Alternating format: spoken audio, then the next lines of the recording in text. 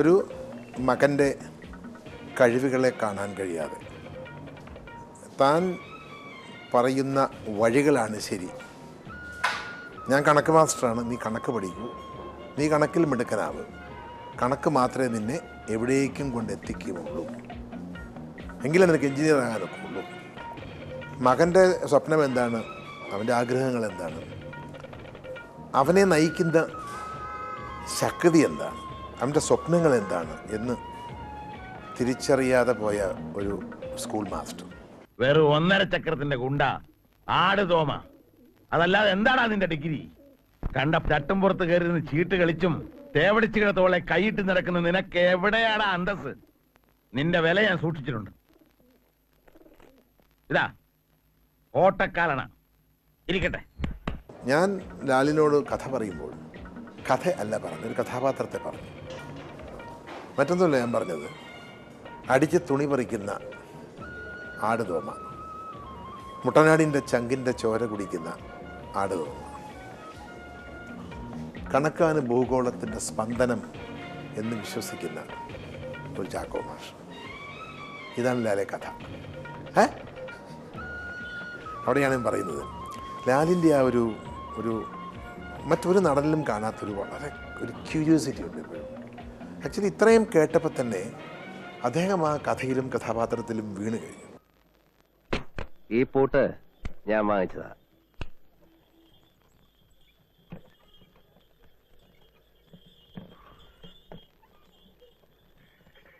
നിന്റെ പണത്തിന്റെ ഹുങ്ക് പാവപ്പെട്ട ഇവനോട് കാണിക്കരുത്. ഇവന്റെ പ്രതിഭ നിന്റെ തട്ടേല. ആക്രി കടയ്ക്ക് കൊടുത്തതൊന്നുമല്ല, കോളേജ് നടത്താൻ കൊടുത്തതാ. വാടക കൃത്യമായി തരുന്നുണ്ടല്ലോ. ഇനി പൂട്ടരുത്. എടുക്കടാ. ഐശ്വര്യമായിട്ട് നീ നിന്റെ കൈ കൊണ്ട് ആ പൂട്ട് മാഷിന് കൊടുക്ക്. ഈ പൂട്ടിന്റെ മുകളിൽ നീ നിന്റെ പൂട്ടിട്ട് പൂട്ടിയാ നിന്നെ ഞാൻ പൂട്ടും. ഒടുക്കത്തെ പൂട്ട്. ഞാൻ എപ്പോഴും കാണുന്ന ഒരു പ്രത്യേകതയാണ് ആ മുഖത്തെ. നമ്മൾ കൊച്ചുകുട്ടികളുടെ ജീവിതത്തിൽ ആദ്യമായി ഒരു മത്താപ്പൂവിനെ കത്തിച്ചൊരു മത്താപ്പൂവിൻ്റെ മുമ്പിൽ നിൽക്കുന്ന പോലെയാണ്. അവിടെ ഒരു സംവിധായകൻ്റെ മുമ്പിൽ നിൽക്കുന്ന പോലെയോ ഒരു തിരക്കഥാകൃത്തിൻ്റെ മുൻപിൽ നിൽക്കുന്ന പോലെ അല്ല എപ്പോഴും ലാല്. ഞാൻ ചെയ്യുന്ന അതെന്താണ് എന്നുള്ള അതറിയാൻ ആഗ്രഹിക്കുന്നതിനേക്കാൾ ഉപരി തികച്ചും വ്യത്യസ്തമായ ഒരു സാധനം കേൾക്കുമ്പോൾ ഒരു എക്സൈറ്റ്മെൻ്റ് ഉണ്ട്. ആ ഒരു എക്സൈറ്റ്മെൻ്റാണ് ലാലെന്ന വ്യക്തിയിലെ നടനെന്ന് ഞാൻ വിശ്വസിക്കുന്നുണ്ട്.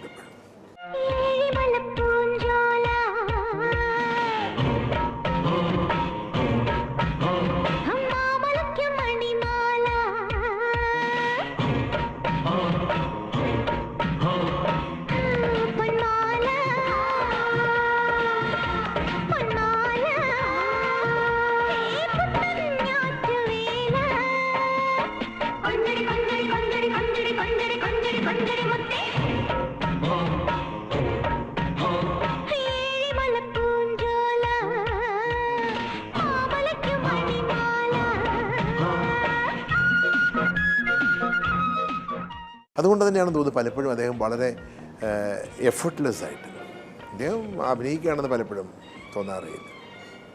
അതായത് അദ്ദേഹത്തിൻ്റെ ശരീരഭാഷ തന്നെ കഥാപാത്രങ്ങൾ ഇണങ്ങുന്ന രീതിയിൽ കഥാപാത്രം എന്താണ് ആഗ്രഹിക്കുന്നുള്ളത് അതിൻ്റെ ഇണക്കത്തിനൊപ്പമുള്ള ചുവടുകളും ഒപ്പം വളരെ വളരെ വളരെ നേർത്ത വികാരങ്ങൾ, ഒരു വലിയ ഒരു ഫേഷ്യൽ ജ്വലനങ്ങളൊന്നുമില്ലാതെ കഥാപാത്രങ്ങൾ സാധാരണ മനുഷ്യൻ ആ ഒരു പ്രത്യേക കോണ്ടെക്സ്റ്റിൽ എങ്ങനെ പ്രതികരിക്കും അല്ലെങ്കിൽ എങ്ങനെ പ്രതികരിക്കണം, അത്ര മാത്രമേ ഉള്ളൂ നാട്യം, അത്രയേ വേണ്ടൂ. ആ ഒരു അളവ് മറ്റാരേക്കാൾ കൂടുതൽ ഉണ്ട്.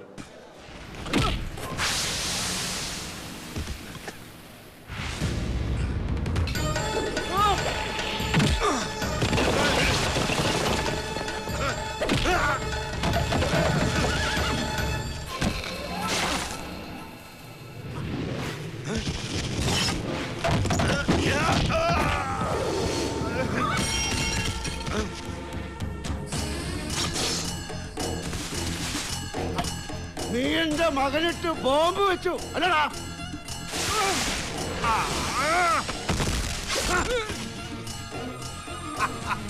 എടാ പെരുമാളെ, നിന്റെ തമിഴ്നാട് പൂങ്കരിമ്പിനേക്കാൾ മധുരമുള്ളതാടാ എന്റെ മലയാളത്തിന്റെ നാടൻ അടി. ഇനി നിന്റെ വലതുകാലെന്റെ മണ്ണിൽ കുത്തിയാൽ നിന്റെ ശവം കൊണ്ടുപോകാൻ ഇതുകൂടെ കൊണ്ടുപോരെ.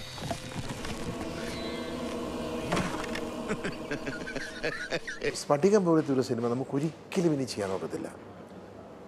ആരൊക്കെ മോഹൻലാലും ഞാനുമായിട്ടുള്ള കൂട്ടായ്മയിൽ ഇനിയും അങ്ങനൊരു സിനിമ പ്രതീക്ഷിക്കുന്നുണ്ടോ, ആ പ്രതീക്ഷയ്ക്കനുസൃതമായിട്ട് അങ്ങനൊരു സിനിമ ഉണ്ടാവുകയുമില്ല.